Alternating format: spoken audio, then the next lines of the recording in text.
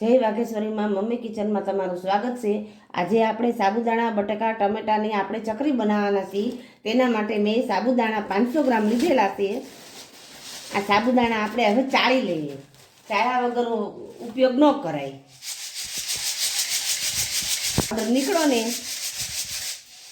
આ પાવડરથી આપણે ચોખ્ખી થઈ ગયું। જો આ કેટલો બધો કસ્તર નીકળ્યું। હવે આપણે આ તપેલામાં એડ કરી દઈએ।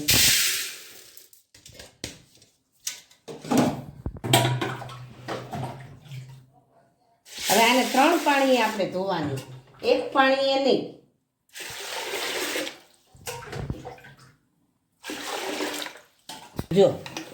જો કેટલો કચરો ને જો એકદમ પાણી કેવું થઈ ગયું ડોળું। આ પાવડર હોય ને એ બધો નીકળી જાય। આપણે 1 પાણી કાઢી નાખી, બીજી વાર ધોઈ નાખીએ। જો બીજી વખત ધોઈ તોય કેટલો બધો ડોળ નીકળ્યો। જો આ પાવડર હોય એ બધો નીકળી જાય। હવે આપણે ત્રીજી વાર ધોઈ નાખીએ।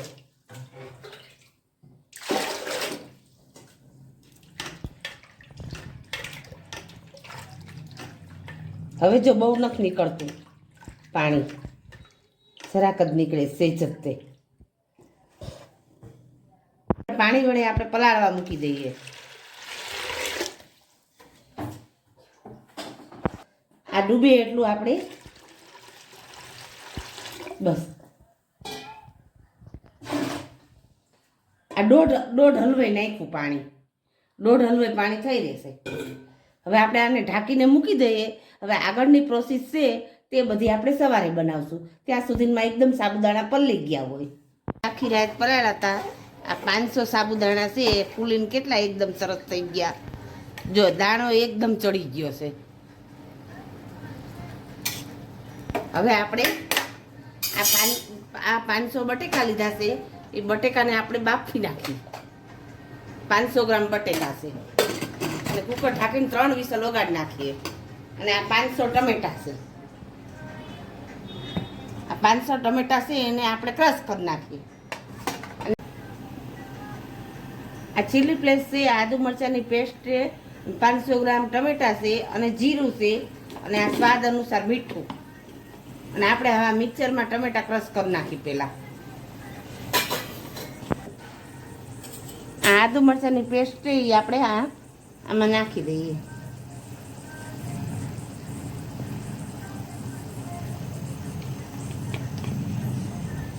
આ ચીલી ફ્લેક્સ પણ નાખી દઈએ 1 ચમચી ભરીને।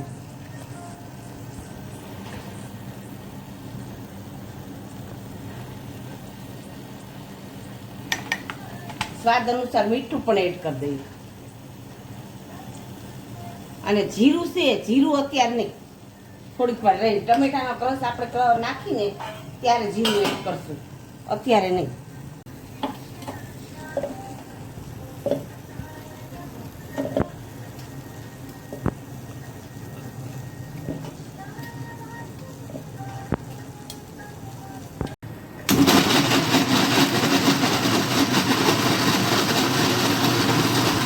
હવે આપણે આ ટમેટાને આપણે ગાળી લઈએ, એટલે બી છે એકદમ બધા નીકળી જાય।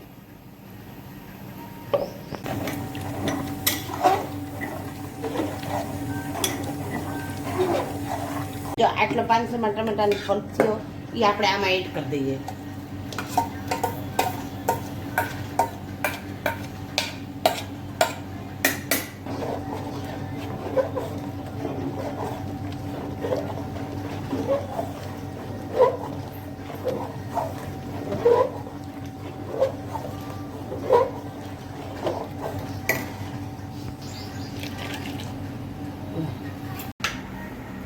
આપણે સેજ કલર પણ એડ કરી દઈએ।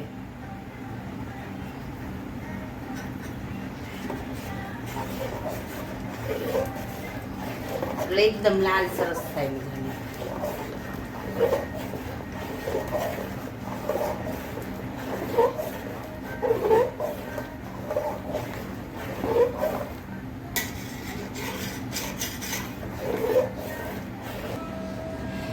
એકદમ બળી જાય ત્યાં સુધી હલાવવાનું આને। એકદમ ખદડા જેવું થઈ જશે. આપણે 1 થી 1.5 ચમચી જેટલું જીરું એડ કરી દઈએ. હવે આપણે જો પાણી ઘણ ખરું બળી ગયું છે જો એકદમ, અને આ ઘટ થવા માંડ્યું જો.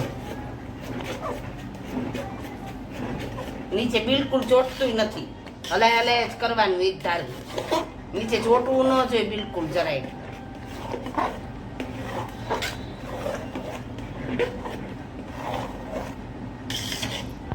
બટેકાને આપણે સાલ ઉતારીને આપણે ખમણીએથી ખમણી નાખવાના, સુધારવાના નહીં. ખમણીએથી ખમણી નાખવાના.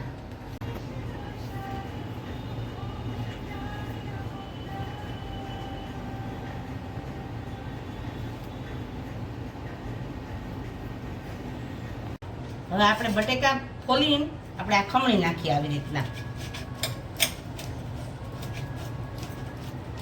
બટેકાનું આપણે ખમણ કરી નાખ્યું છે એકદમ, જો બધો થઈ ગયો છે. બટેકાનું આપણે ખમણ કરી નાખ્યું છે, આવો થઈ ગયો છે, બિલકુલ કણી કણી નથી. હવે આપણે થોડું થોડું કરીને એડ કરી દઈએ.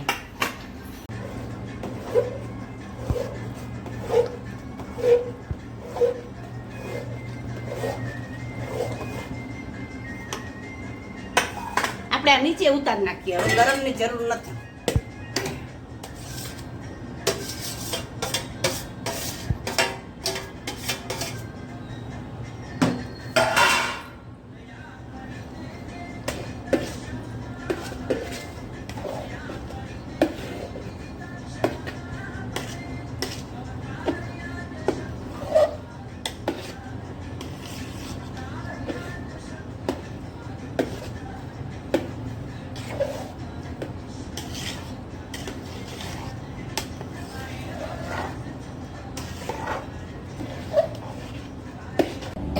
હવે આપણે સાબુદાણાની વેફર આપણે પાડી નાખી, સાબુદાણાની ચકરી.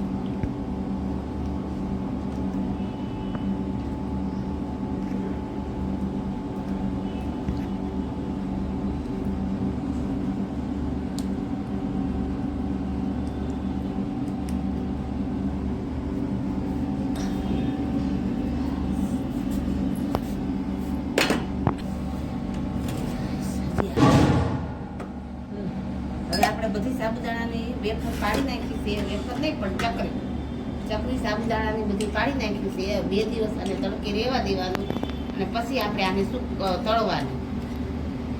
સાબુદાણા, બટેકા, ટમેટાની આપણે ચકરી બનાવી હતી, એ આપણે હવે એકદમ સુકાઈ ગઈ છે. હવે આપણે તળીને જોઈ જોવી.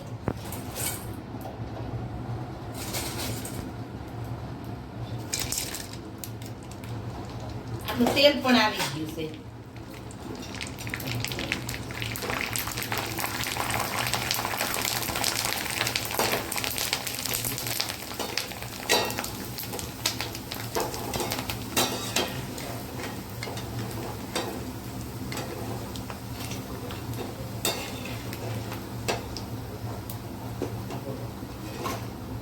વેફર આપણે સાબુદાણાની ચકરી આપણે તૈયાર થઈ ગઈ છે. સાબુદાણા, બટેકા, ટમેટાની જો એકદમ રૂ જેવી પોચી થઈ છે.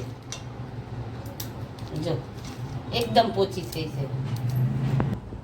સાબુદાણા, બટેકા, ટમેટાની ચકરી તૈયાર થઈ ગઈ છે. જો તમને અમારી રેસીપી પસંદ આવી હોય તો અમારી ચેનલને તમે સબસ્ક્રાઇબ કરજો.